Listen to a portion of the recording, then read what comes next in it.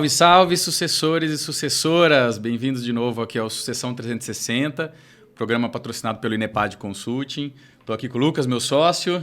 Beleza, Eduardo. Beleza, pessoal? Tudo bem? Hoje a gente está aqui com o Júlio da Suco Express. Opa, falei errado, hein?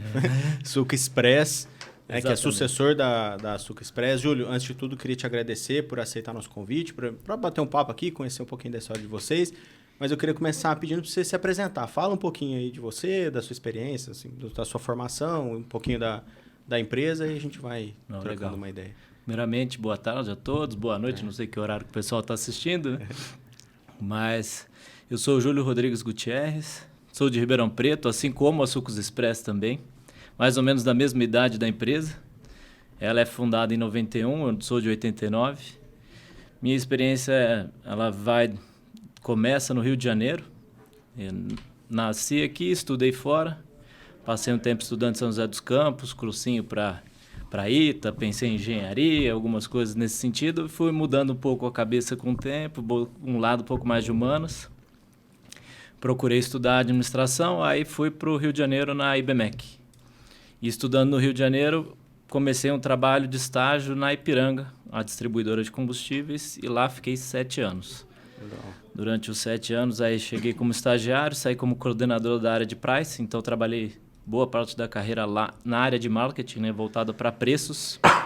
Cuidava tanto da parte de pesquisa de preço, precificação, estrutura de custos, parte de tributação. Então, conheci bastante estrutura de custos e a estratégia em marketing de posicionamento, de preço, como é que se movimentava. Então, hoje eu trabalho bastante nessa linha também, voltado para os sucos, né? Então, analiso o mercado, faço pesquisas de campo. Muito também, através da Inepad, a gente faz algumas pesquisas em conjunto, isso é bem bacana. E depois de 7 anos lá, estava tendo uma reestruturação aqui dentro da Sucos Express, muito por conta da outra empresa também de embalagens, porque a gente tem 2 empresas, né? Uma voltada para a sopro de embalagens das garrafas, a gente que sopra. E essa empresa estava passando por uma reestruturação, a de embalagem. Ela, na verdade, estava um downsizing. E a gente precisava, basicamente, parar ela e focar na Sucos Express. Então, foi por conta de problemas no mercado de álcool, na época, que produzia muita embalagem para álcool de cozinha, né? O etanol 70 hoje que voltou, mas na época foi proibido, que era um risco para a vida das crianças. Virou a salvação do mundo um tempo atrás, né? Voltou a ser salvação durante o Covid, mas naquela época chegou a encerrar, e quase encerrou as atividades ali da empresa. Aí, por conta disso, meu pai estava fazendo o downsize da empresa e falou, você não me dá um apoio aqui enquanto me ajuda a segurar as pontas aqui na Sucos Express, enquanto você está aí, eu acho que está na hora, você já passou bastante tempo aí já na empresa, já está como gestor há um tempo, eu acho que vale a pena você vir aqui e sentir Vamos fazer o seu negócio. Isso foi em 2007, 6 anos atrás, foi 2017. Você está 6 anos na empresa? Estou há 6 anos na empresa. Ô Júlio, mas você teve uma formação grande de experiência fora da empresa.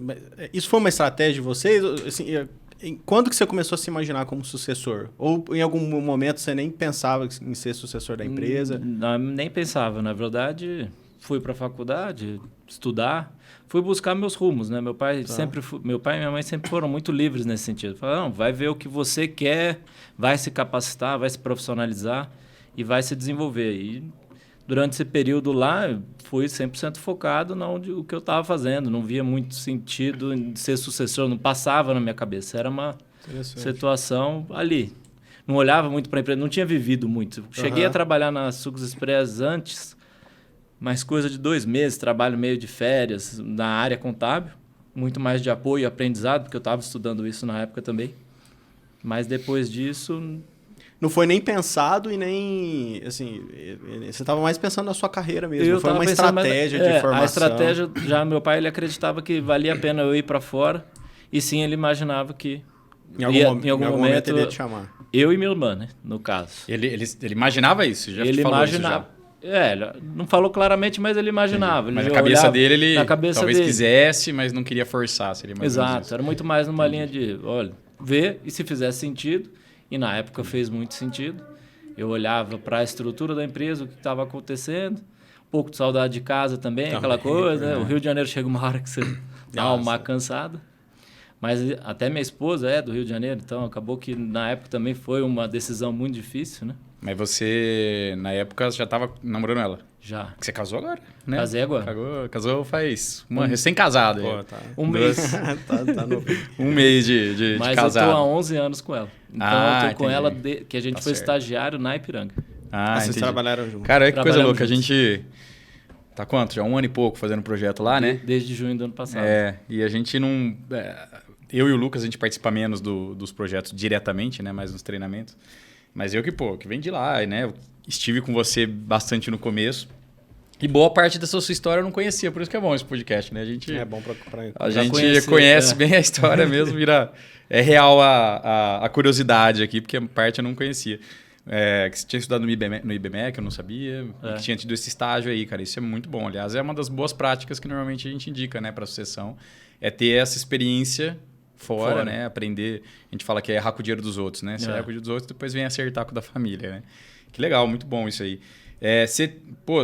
Pelo que você falou da idade aqui, a empresa é quase da sua idade. Cresceu com a empresa. Então você cresceu com a empresa, né? E como que era a visão sua de criança, assim, da empresa? Eu tenho muita curiosidade, assim. Eu tenho imagens. Imagina que ela era pequena a empresa na época e tal. Mas acaba que você lembra meio que do playground que você transformava como criança, né? Descarregava a laranja, eu via aquele mundo de laranja, pulava e mergulhava nas laranjas. Eu, meu irmão, você nunca teve gripe na vida, né? Poucos. Posso dizer que foram poucos.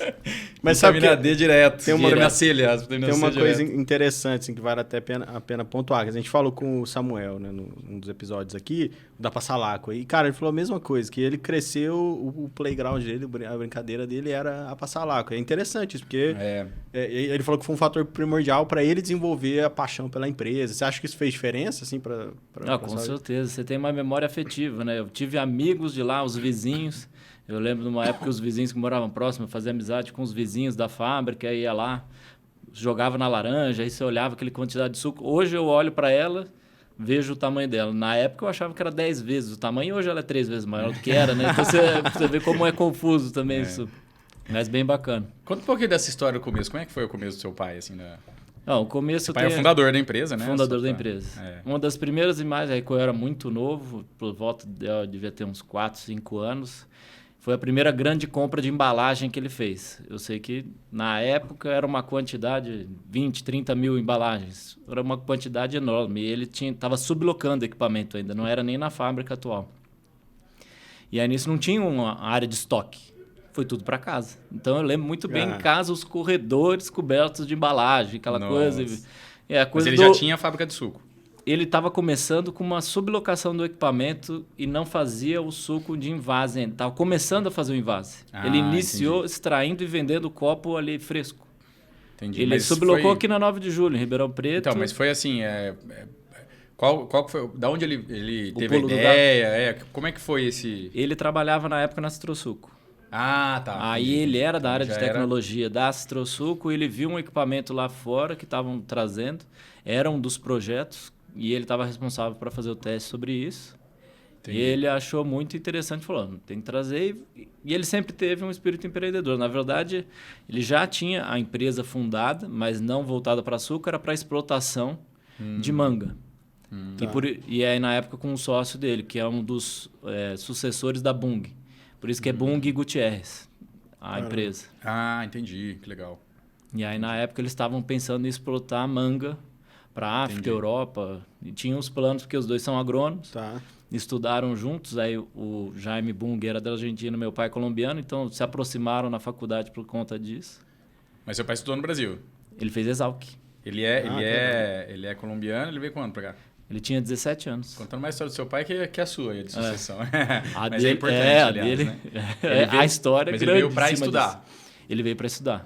Ele veio fazer agronomia na Exalc, com 17 anos, sozinho, mala e cuia. Desceu em Guarulhos, pegou um ônibus, dali não falava uma palavra em português, e aí é melhor perguntar para ele depois essas histórias que aí... A gente vai ter que criar, certeza. Vai ter o Sucessão 360, vai ter o Empreendedor 360. Que é bem bacana. É importante conversar também depois com a visão de quem está sendo sucedido. Né? Então, claro, é importante ter os dois. Mas fala uma coisa para mim, Júlio. Você fez um processo de formação, você estudou, foi trabalhar. Depois, quando você começou a... detalhe um pouquinho mais desse momento, dessa decisão. Só não foi uma decisão difícil. Tá? foi motivado por um downsizing, seu pai estava querendo cortar ali, enfim, fazer uma reestruturação na empresa, e ele te chamou para assumir alguma posição. Você já assumiu como liderança? Você, enfim, teve um processo de formação dentro da empresa também? Não, eu tive um processo de formação dentro da empresa. Na época foi muito mais para dar um apoio, no sentido de estar aprendendo e desenvolvendo e estar com alguém ali. Na verdade, quando você tem uma empresa familiar, menor, menos funcionários, você, quando tira um pouco os olhos, a presença dentro da fábrica, você não tem pessoas com quem você possa contar, era um caminho para uma estruturação, né? Era bem nesse sentido. E eu vi no projeto e a ideia, e aquilo que ele já estava desenhando dentro da cabeça dele, um caminho muito interessante, que era a estruturização e, desde daquele período, ele fala em profissionalização da empresa. Até quando a gente fala em sucessão, até hoje eu não vejo tão claramente essa sucessão. Eu vejo muito mais como um caminho para uma profissionalização. Sim. E eu dentro da empresa, dependendo do que for preciso, me adaptando dentro do que for. Assim, eu vejo ela muito mais nessa linha. Mas você no sentido de ser um profissional e não um professor, é isso? Nesse sentido, você está dizendo. Mais assim. profissional. Não no sentido de não ter a família e profissionalizar com um terceiro, com uma pessoa não da família. Esse é o desenho que nós queremos. Ah, tá bom, entendi. Vocês querem partir para isso, entendi. Partir para uma profissionalização. Até por isso foi um dos caminhos de trazer a Enepad para poder favorecer a profissionalização da empresa, né? Lógico que ela pode se manter, dependendo do desenho que for, uma empresa familiar comigo sendo sucessor. Claro, sim. É um caminho. Processo, você está no processo. Mas a gente está num processo, exato. O primeiro passo foi trazer pessoas melhores para que a gente também possa sair e se sentir mais tranquilo, que na época não era. E foi um dos motivos que eu vim, foi isso, para ajudar em estar ali. Só de estar ali e começar a minha formação dentro da empresa, eu comecei fazendo parte do contas a receber e contas a pagar, auxiliando financeiro, pegando toda a parte... rotina. Pratiquei rotinas, conheci sistema, porque eu não conhecia nada em relação ao sistema que tinha sido acabado de ser implementado dentro da empresa. Pegando bastante coisas, olhando os processos, aí depois fui para logística, peguei compras... Eu peguei quase todas as áreas durante esse período. No início, eu fui na origem mesmo. Tá. E que você, quando você decidiu assumir, assim, entrar para a empresa do seu pai, né, da sua família, qual que foi a principal dor, assim, qual a principal dificuldade que você... Acho que a principal dificuldade que eu senti na decisão era a minha posição atual dentro da Ipiranga. Eu estava muito bem visto lá dentro, já estava participando em reuniões com o presidente, eu era o coordenador muito novo. Eu fui promovido muito rápido, eu pulei etapas, o pessoal apostava muito em mim, a diretoria de lá e o meu gerente comercial apostavam muito em mim. Então eu via que ali eu estaria meio que abandonando um pouco de pessoas que estavam apostando. Então acho que a maior dor ali da época foi essa. Tá. E na empresa, você sentiu alguma dificuldade, assim, algum tipo de algum, não diria preconceito, mas algum bloqueio, alguma resistência por ser o filho do dono. O filho do dono. No início sim, mas acho que o meu caminho, o meu jeito sempre foi ser muito humilde. Então eu fui muito mais para aprender e estar lá para apoiar. No início, sempre aquela preocupação. O gerente financeiro, na época, eu sentia que ele tinha um pouco de medo de que eu ia substituir o lugar dele. E eu nunca tive muito tato. Porque você estava abaixo dele. E eu não tinha muito tato de finanças, não era muito meu caminho. Até eu olhei para eu perceber que realmente não tem nada a ver. Era muito mais ali um apoio, uma estruturação e um conhecimento do que... Mas isso acontece até hoje, né? Na verdade, o filho do dono, acontece algumas dificuldades no sentido de quando não tem uma estrutura tão clara de processos e políticas, o pessoal se aproveitar dessa circunstância. Por exemplo? Por exemplo, tal frete, estou com dificuldade, vou ligar para o Júlio e ver se ele consegue dar uma prioridade. Para mim, o cara esqueceu de mandar o pedido, por exemplo. Entendi. O cara, meu distribuidor que me liga de manhã e fala, vê se libera aí com a expedição, aquelas coisas assim que vê meio que um atalho, né? Um atalho. Seu pai ele tá na gestão ainda, né? Ele tá na gestão participa ainda. bastante. A né? mesma coisa acontece com ele. Eu vejo o pessoal ligando e às vezes ele sai vendido, porque ele é uma situação complicada. Né? E ainda imagino, né? Não sei se é assim lá, mas normalmente é assim na empresa familiar, que é assim... O cara conhece o perfil seu, conhece o perfil do seu pai, e aí, dependendo de como ele quer a solução, ele vai em um e outro, né? Esse aqui é mais resistente, esse mais liberal nisso, naquilo e tal. Eu vou aqui, eu vou lá. E não acontece... Hoje, como que tá a posição de vocês lá, você e seu pai? Qual que é Ele as fica áreas, como assim. administrador e presidente da empresa, né? Ele também é o engenheiro técnico, então ele está ali assinando por tudo, né? Então, ele com a responsabilidade. Eu fico muito mais num apoio, a gente divide áreas. Como a gente tem algumas filiais, então eu cuido um pouco mais de algumas áreas, ele cuida um pouco mais, mas a gente co-participa em tudo, né? Aquela discussão que ele gosta de estar sabendo e, ao mesmo tempo, ele gosta de estar tudo compartilhando para ouvir opiniões. Então, a gente fica muito nessa troca. Isso não gera aquele problema o tal do problema do cachorro de 2 donos? Lá, não acontece? Isso acontece quando não tem alguém já pré-definido. Então, no caso, filial Curitiba, eu estou como dono, mas aí a gente co-participa de tudo que está acontecendo. É mais nesse sentido. Mas a sua é a última decisão, independente do que... Ali vou estar mais... Você tem autonomia. Eu ali vou ser meio que o responsável, não é bem autonomia. Vou ser o responsável pelos problemas. A autonomia está mais com o gerente. A gente hoje, na verdade, ali é mais acompanhamento de processo de desenvolvimento e olhar a gestão do que decisão do operacional. Isso aí já fica com cada gestor em tua área. Mas se você chega e, por exemplo, tem uma certa divergência entre você e seu pai e, às vezes, essa divergência nem foi discutida. E aí você vai dar uma ordem para alguém, depois seu pai vai e não concorda com aquela ordem, dá outra ordem. Diferente. Isso pode acontecer. Mas, normalmente, essas ordens a gente já conversa antes. Já conversa antes. Essa é meio que... Tem um fluxo de informação, de troca de A gente acaba que está muito tempo junto, porque a gente viaja muito para as filiais, né? Até para viajar, quando vai visitar cliente, visitar as filiais, os principais fornecedores, a gente vai junto. Então, a gente está quase que o tempo inteiro. E fora que é almoço, é jantar, é café. Então, a gente está trabalhando quase que o tempo inteiro, né? Churrasco, fim de semana, estamos trabalhando. Tá lá. Porque você está ali e normalmente é onde vem as melhores decisões e ideias. Então, acaba que eu aprendi muito a estar desse sentido, eu aprendi muito a lidar com ele também, que ele gosta de estar sabendo de tudo. Então, eu gosto de partilhar tudo antes para evitar que isso aconteça. E acontecia. Tem alguns sucessores que passam por uma certa resistência do fundador, né? Que é natural, né? O cara criou, é um filho dele, é um outro filho, né? E aí, às vezes, ele tem uma certa insegurança para passar. Você sentiu isso com o seu pai ou não? Foi sempre bem tranquilo? No início um pouco, mas foi sentido, natural. né? Eu acho que muito mais, às vezes, os conflitos internos de cada um. Eu ainda estava amadurecendo muito no início, então eu vi... Você sabia que não estava pronto? Eu sabia que eu não estava pronto, não só isso, mas mentalmente, emocionalmente, não estava tão preparado para tomar muitas decisões que achava que sabia pela experiência que eu tinha de antes. Então, isso às vezes me traziam conflitos internos. Eu mais resolvi meus problemas comigo e eu melhorei a relação com ele. Perfeito. A situação foi ao contrário, não foi lidando com ele, foi lidando comigo. Sim, sim. E isso ajudou. Total, assim. Então, é interessante você falar isso, porque você já tocou num outro ponto de desenvolvimento que não tem a ver com formação acadêmica, profissional. Você falou em habilidade. Então, que tipo de habilidade você acha que foi fundamental para você desenvolver, tanto para melhorar o relacionamento, né, com seu pai, enfim, tudo mais, quanto para se desenvolver dentro da empresa? Controle emocional é primordial. Se você não tiver uma autopercepção daquilo que você sente, você vai ter reações descabidas. Então, vai ter raiva, momentos... Se você estiver já percebendo aquilo e a origem daquele sentimento, você vai saber conversar melhor, ouvir melhor e desenvolver. Então, esse controle emocional e autoconhecimento, para mim, é o principal fator para uma boa relação no nível de decisão que a gente passa, né? Perfeito. Porque por você pegar nesses últimos 6 anos que eu tô lá, o que não aconteceu? Aconteceu de tudo, né? Você pega 6 anos que teve Covid, a gente está na pior crise da laranja, a situação desse ano é algo extremamente crítico. A gente passou por crises econômicas, é governo que cai, é governo que não cai, você não sabe o que vai ser, é dólar Brasil que dispara. É um desafio sempre. Nós estamos falando em 6 anos, né? E tudo isso aconteceu. Você pegou uma fase bem... E a empresa era toda voltada para o institucional. A gente, na época da pandemia, era voltado para hotelaria, escola e hospital. A gente parou. Tá. A gente praticamente parou.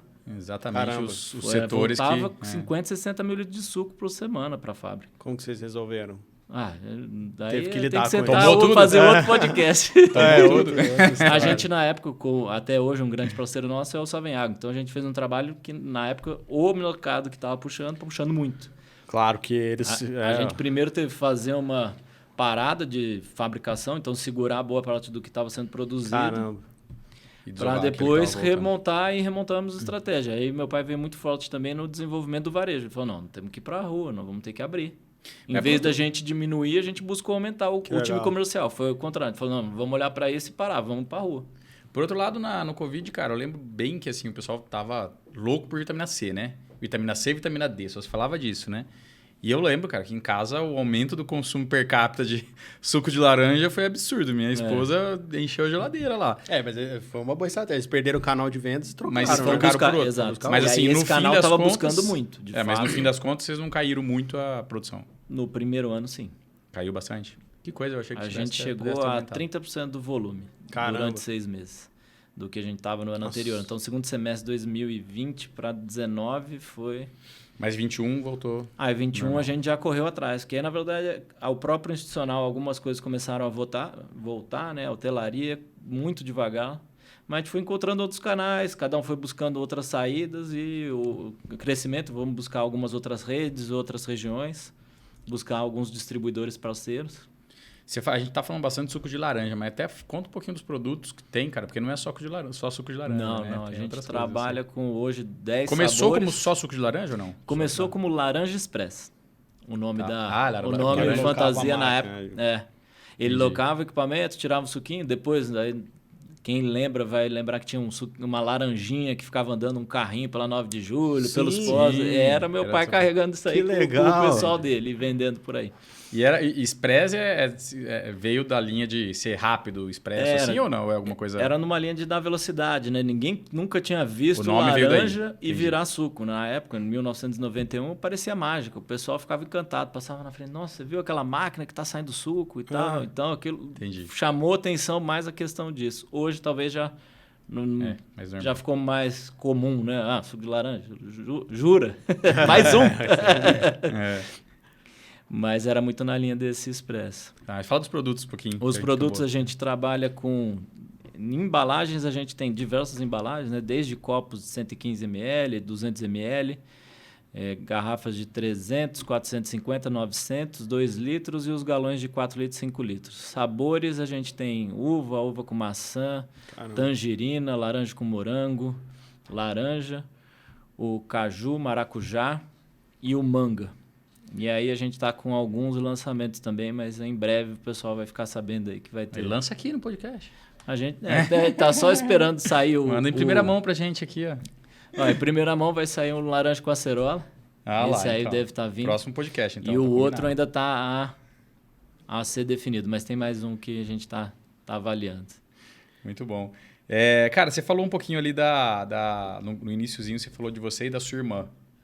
Você tem uma irmã só? Tem uma irmã. É isso. Então seu pai, sua mãe e você. Sua mãe participou em algum momento ou não? Ela é sócia. Ela como ela tem um escritório de advocacia, ela cuida também da parte de tributária. Tá. Então eles prestam mais a serviço voltado para o tributário, mas dentro da empresa, tomada de decisões, não. Tá. E sua irmã, como é que está nesse processo? Ou ela participa, não participa? Minha irmã trabalhou alguns anos na empresa. Ficou com meu pai, acho que uns 2, 3 anos. Aí eu realmente não lembro que eu estava na Ipiranga nessa época. Ela é mais velha? Ela é mais nova. Mais nova, tá. E depois ela foi buscar a carreira dela. Ela sempre teve muito... ela gosta muito de marketing digital. Então, ela sempre gostou disso. E ela foi se desenvolvendo, trabalhou em grandes empresas. Chegou a trabalhar na Microsoft. Depois trabalhou em algumas outras empresas, como a Samap, aqui em São Paulo. E o pessoal foi atrás dela lá em Dubai. E hoje ela está em Dubai. Que legal. Que legal. Aí acho que difícil ela voltar. Dificilmente vai voltar. Mas como é que vocês tratam a questão dela ser herdeira, né? Porque ela vai ser dona, tem que acompanhar e tal. Ela participa em alguma coisa, assim, ou não? Hoje não. Não. Mas vocês pretendem documentar essa relação? Digo assim, porque é isso. Você precisa ter, você tem sucessores que não precisa necessariamente estar na empresa, mas vão ser herdeiros, né? Aí você precisa tratar essa relação de alguma forma. Vocês têm planos para... Ou já está fazendo com o INEPAD, imagino? Ainda não. Não entrou nessa linha? Não, ainda não, mas temos que fazer. É uma coisa que, no fundo, a gente tem se preocupado muito mais com a estrutura geral da empresa, deixar ela redonda, para também não deixar uma bucha ali na frente, né? Claro. Porque a gente fala de empresa, mas muitas delas, como o próprio Eduardo fala, né, vão para o saco, né? Então a gente precisa cuidar dela primeiro. 98% vai ter problema. Poucas passam dos 30 anos, como a gente. Exatamente. Acho que vale a pena definir, né, essa relação, porque é isso, é definir os papéis. Né? Seria uma pergunta que eu ia fazer, mas acho que vocês ainda não entraram nessa questão, que definir regras para as próximas gerações, né? Porque hoje você é o primeiro sucessor, você é a segunda geração. Mas e daqui a pouco? Tem o seu filho, depois tem o filho... não sei se a sua irmã pretende ter filhos também. Então, a família vai crescendo numa progressão geométrica e essa relação precisa ser né, documentada de alguma forma. Isso está dentro até do plano da própria Enepad. De fato, a gente deixou esse para depois porque a gente preferiu acelerar com os passos da gestão. E outro que a gente vem desenvolvendo é todo o trabalho de RH, que a gente não tinha uma estrutura de RH muito formal dentro da empresa e é um que a gente vem investindo bastante. É uma das prioridades do meu pai. Ele acredita que é primordial e eu concordo demais. Assim, a gente precisa de pessoas. O resto é balela, né? Claro. Quantos funcionários tem aí? Hoje a gente está com 81. 81, caralho. Já é uma... Pô, cara, eu acho que quando eu fui conversar com vocês lá na venda, você estava com 50 e poucos, 60 funcionários, eu acho. Em torno de 65 funcionários. Cresceu pra caramba já lá pra cá, hein? Que coisa. O que vocês estão pensando assim, de futuro para a empresa? Se vocês têm... qual que é a estratégia que você pode compartilhar com a gente, obviamente, né? Muito a gente ainda buscar agregar valor, né? Isso a gente entende que qualquer empresa hoje precisa, né? Então, bons parceiros, a gente vem buscando novos parceiros, não só ficar na dependência dos, como a gente estava falando, de suco de laranja, né? A dependência que você tem na laranja hoje é muito grande. Então, você tirar um pouco o pé dessa dependência, começar a trazer outros serviços que possam ser agregados juntos. Se eu puder colocar junto com o meu frete alguma outra coisa, buscar novos parceiros para otimizar as minhas rotas, ganhar espaço em gôndola em conjunto com outros produtos, ou uma marca própria, algo do tipo. Fazer trabalhos nesse sentido. Trazer sucos também que sejam... A gente acredita muito nas misturas, não só em sucos os básicos, né? Sim. Então, para diferenciar um pouco. Buscar sempre estar trabalhando com um portfólio de diversificação em canais. Isso é uma coisa que a gente já faz, né? Até para não ficar dependente. A pandemia foi para nós uma lição muito grande, né? Então, não ficar preso a um canal só. Legal, cara. Interessante. Cara, o que você acha, assim... Primeiro, o que você vê como desafio... O principal desafio para a Suco Express agora? E aí eu queria voltar para o tema de sucessão. E assim, o que você acha que é o principal desafio de um sucessor? Pensando assim, outros sucessores que estão acompanhando a gente, o que você acha que seja a principal dor, o principal problema que ele tem que resolver como desafio para ele, enfim, assumir essa empresa com sucesso e não ser uma estatística negativa, né? Porque... Acho que o maior desafio hoje na nossa empresa tem sido, sim, a laranja. Mais pela questão, em si. Pelo mercado em si, muito porque está em falta no mercado a nível mundial, então a gente acaba competindo com gigantes do mercado. Não são competidores diretos, mas na hora da compra eles são competidores, né? Aí eleva o custo para você. Eles elevam o custo e a gente acaba que fica com risco, né? Se o cara de um dia para a noite fala, cara, vou pagar tanto, o que esses outros vão fazer? Porque para ele é um percentual do que ele compra, porque tem produção própria, né? Então a gente acaba ali ficando, como a gente não tem mais produção, a gente perdeu exatamente por essa mesma praga que vem causando esses problemas. Então a gente é dependente de compra com fornecedores. Então, esse estreitamento com os nossos principais fornecedores é um grande desafio. O mercado em si ele está favorável há muitos anos, a troca do consumo do refrigerante para os sucos, enfim. Então, eu vejo esse como o principal desafio. Agora, falando sobre o sucessor, o maior desafio, acho que vai depender muito da empresa, né? Mas, olhando, para mim, o desafio é o mesmo que eu venho buscando desenvolver, que é o autoconhecimento. Legal. Eu acho que esse aí é o caminho que a gente tem que se conhecer, saber o que está fazendo, onde está pisando. Porque se você se autoconhece e não vê sentido, às vezes não é o caminho. Ou sim, ao contrário, é o que você acredita, é o seu propósito, faz sentido. Você tem capacidade e vai buscar. Porque ser empreendedor no Brasil, sinceramente, é muito difícil. Desaforo, é muito problema, é muita injustiça. Você vai lidar com coisas dentro de processos trabalhistas, enfim, outras coisas que envolvem. Você não vai conseguir entender regras tributárias que muda no meio do caminho, do nada, não tem faz segurança sentido jurídica. No próprio suco, nessa parte tributária, a gente já brincou de mudar a rótula. Eu falo brincar porque parece brincadeira. Tem ano que vira suco, tem ano que vira néctar, tem ano que vira... por conta de tributação. Por conta de tributação. Caramba. Vocês são inspecionados pelo mapa, né? Tá. A gente Certo. é inspecionado pelo mapa. Na verdade, muito somos pesado, inspecionados não? Assim, por vários, né? Porque a gente acaba lidando com o IBAMA, MAPA, CETESB, IBAMA Secretaria IBAMA do porque Estado. vocês são produtores também, é isso. Porque antes, Aí já é uma das coisas que eu tava falando. Eu, sinceramente, não sei. Não sei de onde que eles me... esse é o desafio. Esse é da onde. Você só Por isso que eu sabe tô que você é falando, inspecionado, mas por quê? Esse é o cumpro e grande tá tudo desafio. certo. Se você estiver preparado para assumir que vai ter que gastar com coisa que você não sabe se faz sentido e para onde esse dinheiro vai, isso aí você tem que aceitar, né? Então faz parte desse autoconhecimento que eu estou falando de... E aí, vamos lá. Você falou em controle emocional e autoconhecimento como uma coisa importante. Aliás, eu anotei aqui para uma coisa específica, né? Você sabe que agora a gente vai... Acho que eu falei para você, né? Que a gente vai lançar uma imersão e mentorias para sucessores. A gente vai fazer um curso bem super experiência, assim, um negócio bem bacana. Já vão lançar esse ano, possivelmente. E eu anotei porque uma das perguntas que eu ia te fazer, né? Fora dos bastidores aqui, ia ser essa, né? Ou seja... O que você hoje é importante de desenvolver? Você já falou aqui, mas o que você está fazendo para desenvolver? Porque isso é uma coisa que, cara, tá no curso. Assim, a gente vai desenvolver no curso porque todo sucessor fala isso, né? Mas assim, hoje, de que forma que você está solucionando esse problema? É que tem um jeito duro de aprender, que é apanhando. Né? Apanhando faz parte também. Mas você deve estar buscando alguma forma. Muita assim. coisa foram erros, de fato, que me levaram a pensar, cara, o que eu faço para ter um melhor controle mental? Porque às vezes a gente...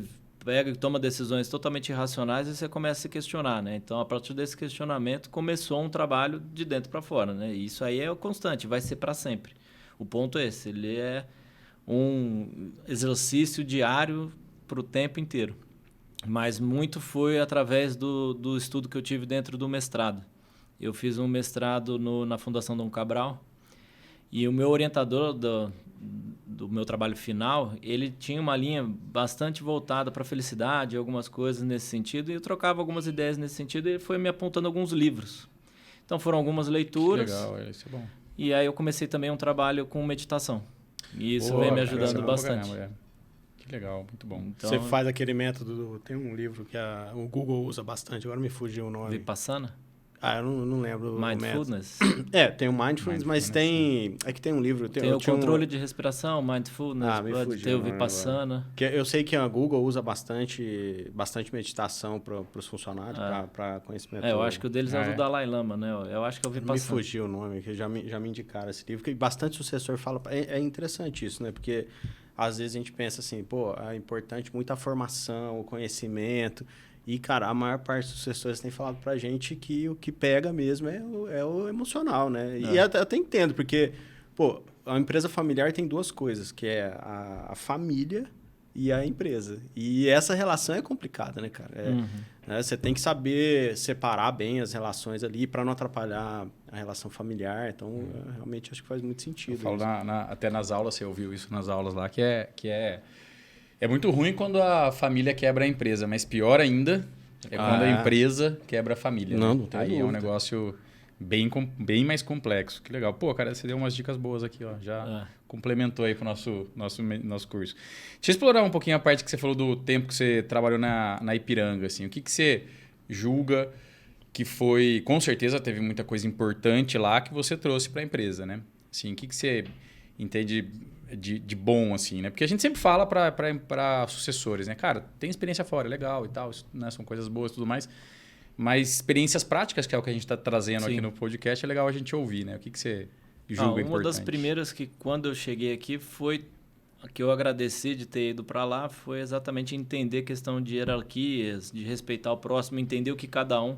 Porque, no fundo, você aprende a lidar com egos em grandes empresas, né?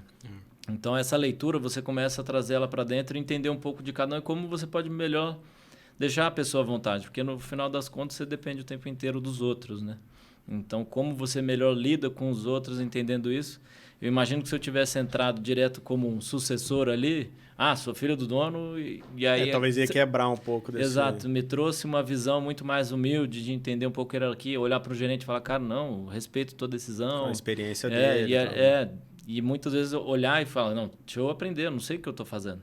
Quando você está numa outra empresa, você fala, cara, tem que aprender antes de fazer e vai desenvolvendo. Sim. Mas quando você tem esse sentimento de dono, tal, mereço, sei lá, coisa do tipo, talvez isso aí trouxe um senso de realidade dentro da empresa que eu acho que foi um dos principais Você não teria pontos. se não tivesse passado. Eu acho que não. Isso foi uma das coisas que eu percebi e falei, opa, isso realmente me ajudou. A parte de trabalhar gestão fora, então entender um pouco o que é ser gestor fora de uma empresa, da empresa que eu estava como sucessor, no caso, né? Fez bastante sentido. E apanhar muito fora. E poder ter errado fora com o dinheiro dos outros. Isso aí realmente eu acho que isso faz muito sentido, porque você aprende e as dores quando você está numa outra empresa se te fazem mal, quando é na sua você ainda dói mais e é aí que você tem mais atenção e mais cuidado ainda. Então, isso te acaba te levando para uma cobrança superior a mais, né? Isso é um extra ali, um plus que eu achei que foi também um sentimento que veio quando eu mudei para cá. E você conseguiu trazer métodos da sua experiência profissional para dentro da empresa de vocês? Porque eu sempre gosto de falar o seguinte, eu tenho formação de administração também, a gente é empreendedor e assim, é sempre um choque inicial aquela diferença entre tudo aquilo que você aprendeu. É tudo bonitinho, né? Quando você aprende na faculdade. Eu às vezes, até a realidade de uma empresa multinacional que já tem os processos muito maduros. Aí, quando você vai para uma empresa que ainda está nesse processo, né, de maturação do processo, é um desafio muito grande implementar, né? Sim. Você sofreu esse baque, assim, e conseguiu... No início, para mim, foi muito bom nesse sentido. Que como eu comecei como estagiário, dentro da área que eu estava, apesar de ser uma grande empresa, ela não estava estruturada. Ela foi era uma área que estava ainda precisando desenvolver processos e era tudo... Basicamente, tudo era feito em Excel. Você imagina uma empresa que fatura o que fatura, calculando o preço de combustível de todos os postos do Brasil em planilha Excel. E era erro de forma. E na época eram feitas por 3 pessoas e só. Aqueles caras são os donos da planilha. E eu virei esse dono da planilha por anos. Foi uns 3, 4 anos. E aí fui estruturando. Aí, na verdade, fui crescendo exatamente dentro da empresa porque eu desenvolvi sistemas. Legal. Junto com o TI deles. Isso me trouxe uma base de conhecimento de entender parte de sistema e entender bastante a parte de Excel. Então, Excel acabou que me desenvolveu muito e processos.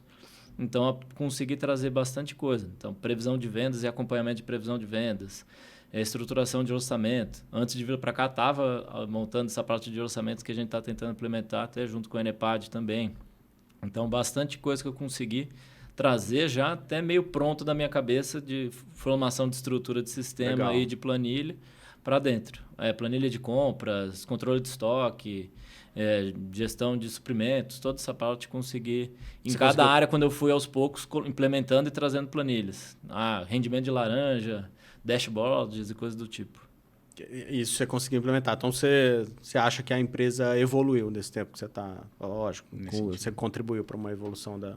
Facilitei muita coisa, né? No sentido de coisas que às vezes tomavam muito mais tempo que se tornou um pouco mais simples.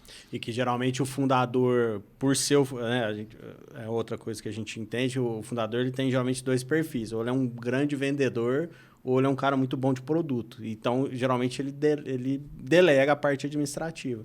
Interessante que você tem esse perfil, você conseguiu trazer, né? De complementar. Foi uma área complementar. Até porque ele, nas funções dele, não tem nem tempo para chegar nesse nível. Ele fica muito mais na visão do processo e entender se o processo tem furo ou não. Que ele é um cara... Meu pai ele tem uma visão bastante vendedor, bastante de produto e também de processos. Ele entende bastante de estruturação de processos. Engenheiro. Aí é bom. Então, é interessante isso mesmo, porque realmente o fundador... cara, eu até, quando a gente vai dar treinamento em empresa, até falo, a gente tem que... Faz parte, a empresa cresce primeiro e se estrutura depois. Acho que é a realidade de qualquer empresa familiar, né? E o fundador não tem nem como perder tempo com isso. É interessante que você conseguiu trazer isso complementar mesmo, porque... Mas você complementa nisso, mas o que vocês têm de, com certeza, conflitos, assim? Vocês imaginam que devam ter, né? Normal. Normal. Mas, assim, tem alguma coisa em específico? Ou seja, qual que é a dificuldade de relacionamento entre vocês? Se é que tem, assim, em alguma área, alguma parte específica? A gente tinha vocês conflitam mais muito em decisões? No início, assim, eu via... Mas aí, de novo, era o que eu imaginava do que eu iria ser para o que eu sentia que eu era, né? Na verdade, era um conflito meu, que acabava esbarrando nele. E isso aí gerava muitos conflitos para tudo. Coisas bobas, né? Ele promovia alguém, às vezes eu não ficava sabendo e ficava chateado, coisa do tipo.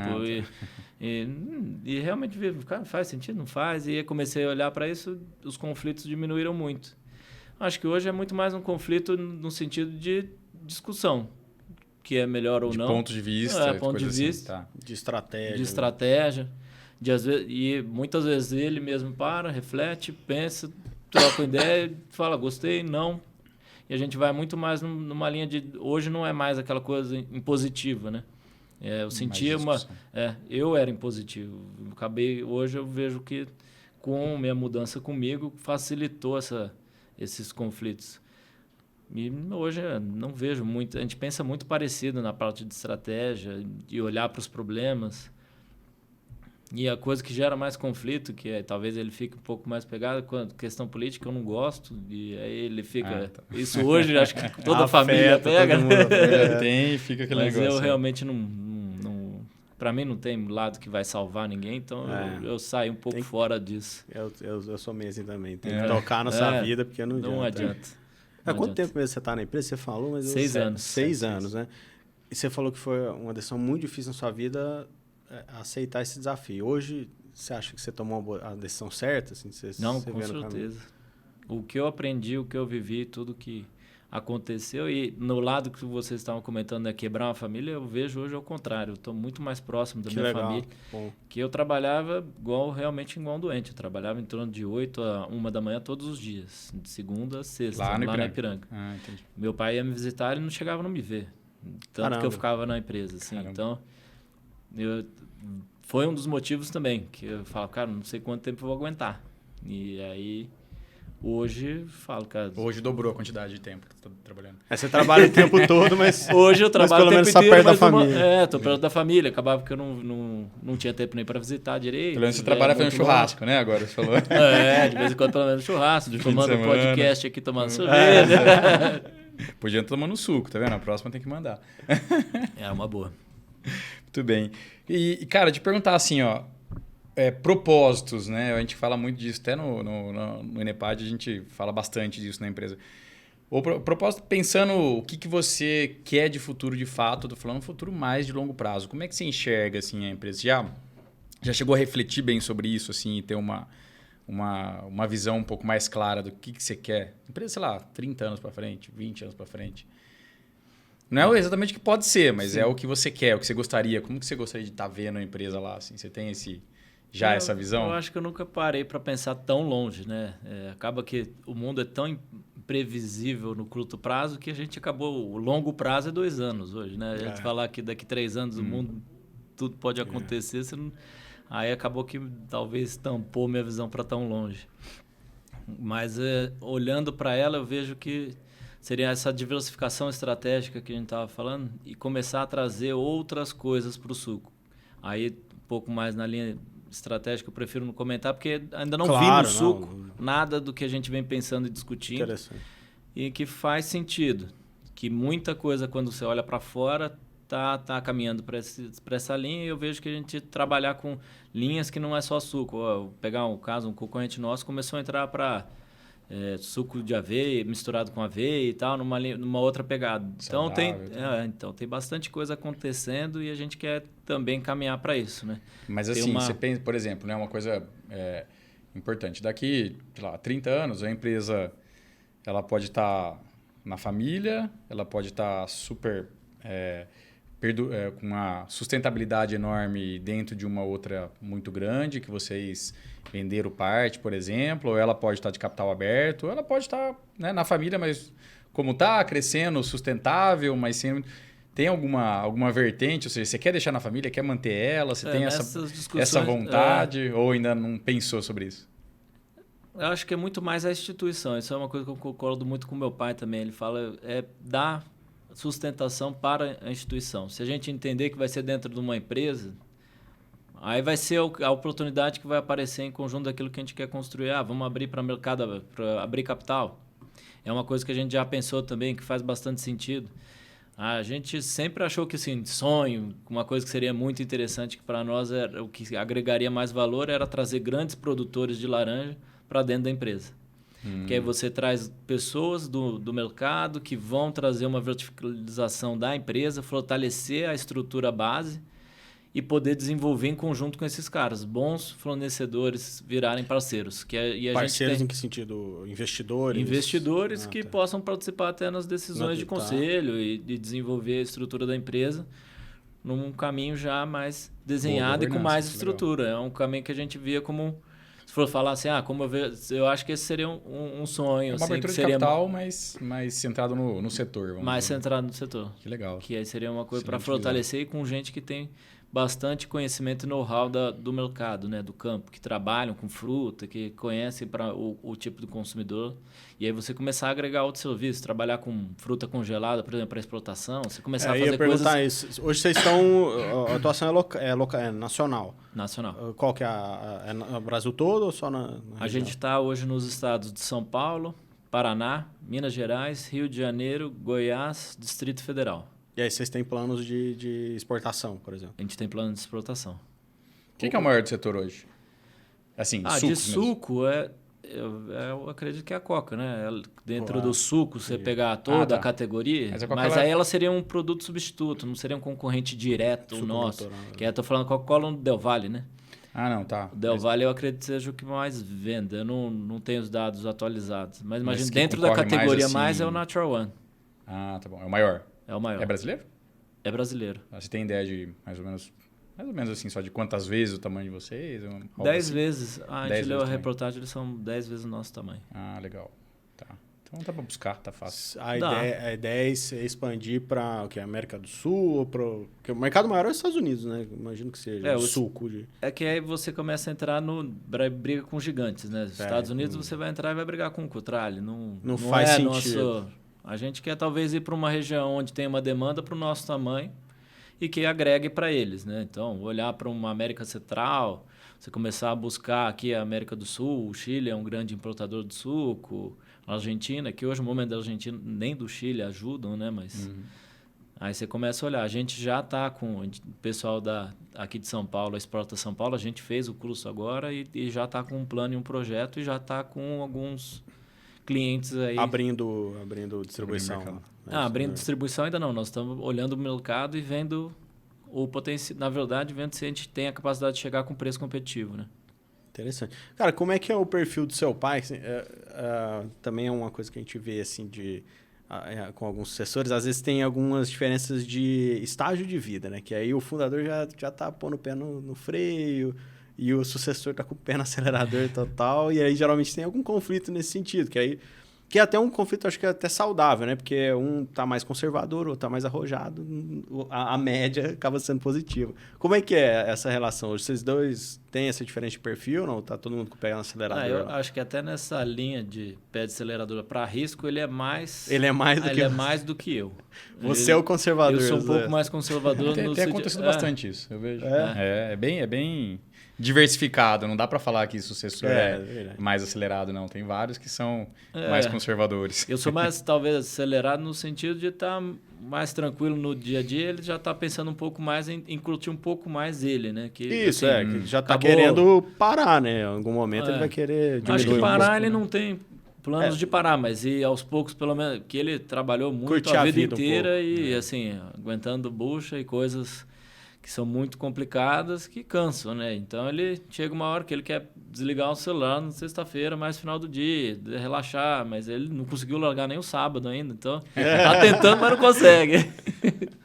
Boa. Mas é um pouco isso. Mas não conta isso, conflito, não. E eu tento muito mais incentivar ele, falo, cara, vai viajar, vai fazer uma coisa, fica tranquilo. Ele também quer que eu aproveite, né? Ainda tem muito essa questão do pai, né?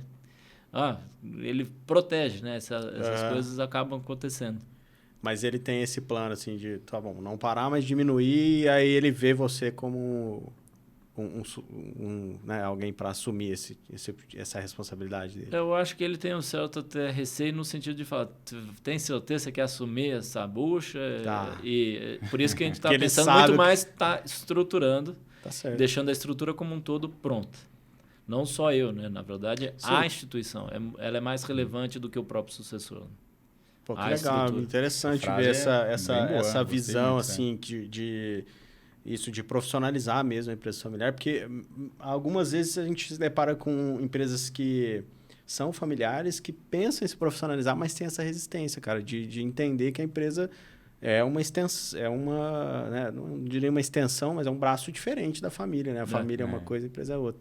Pô, legal, interessante. Eu acho que tendo essa visão, vocês tendem a implementar com sucesso aí né, o modelo de governança de vocês. Muito legal, parabéns aí por essa visão.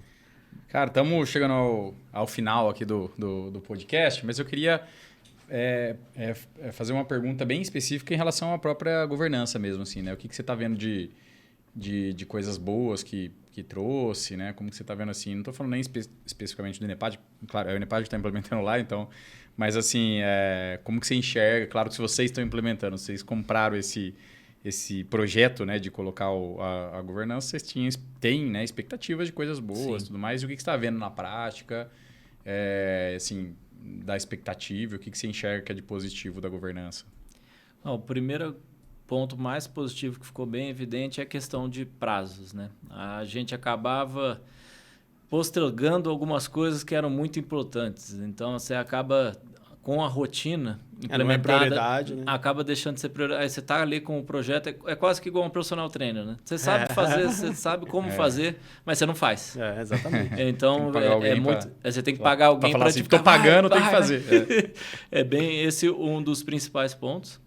As visões que vêm de quem está de fora, isso nessas discussões, tanto de conselho, tanto nas discussões internas, nos treinamentos, isso faz a gente também parar para refletir. Semana passada teve uma reunião muito bacana com o Ragazzi, né, que está apoiando a gente, e ali paramos para fazer só discussões. O que nós vamos trazer, o que nós podemos rever, e que estava ali, parado, e de repente você para, vai rever, e você remonta uma estratégia da empresa, e coisas que às vezes você fica ali tomado com o galgalo e você acaba não indo da parafuseta, né? E você está lá preocupado com isso. Então, eu acho que essa é a linha da governança que está ajudando muito. As expectativas é toda a parte de estruturação disso como rotina e entrar no DNA da empresa. Eu acho que esse é um dos principais expectativas que eu tenho.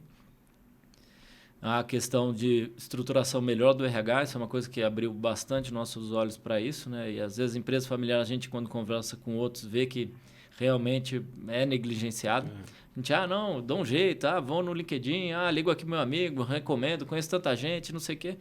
Mas pegar um exemplo, a gente na área fiscal ali, ficou 1 ano patinando com mais de 6 funcionários que entraram e saíram e aconteceu de tudo.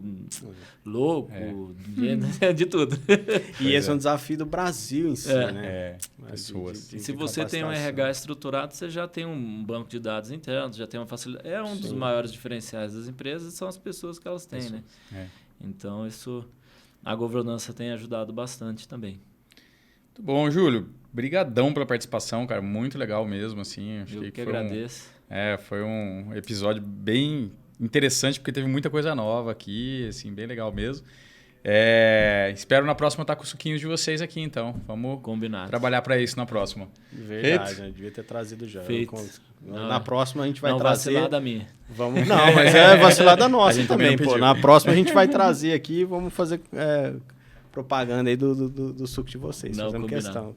Cara, você quer deixar alguma mensagem para sucessores, assim, se tivesse que falar alguma coisa para eles, enfim, dar alguma dica, alguma sugestão? Acho que a dica maior é reflitam bastante, pensem, avaliem, sintam, percebam, participam, troquem ideias. Fazem um projeto do Enepad. Se possível, façam um projeto do Enepad de governança. Importante olhar para dentro da família também, acho que ela é uma instituição maior do que a própria empresa e a gente tem que preservar isso. Acho que isso, se começar a ver que a coisa está indo para um lado, talvez é melhor tirar o pé. Então, acho que essa é uma dica muito interessante, que nunca ninguém me deu e a gente sente na pele, né? E eu acredito que é isso. A gente tem que olhar, pensar. A empresa é boa, eu quero ser rico. Acho que não é esse o caminho. O caminho é da instituição, tanto família, tanto a instituição em si, porque você está lidando também com a vida de outros, né? Claro, sem dúvida. Júlio, muito obrigado mais uma vez. Bom, a gente fica por aqui. Um abraço. Maravilha, obrigado.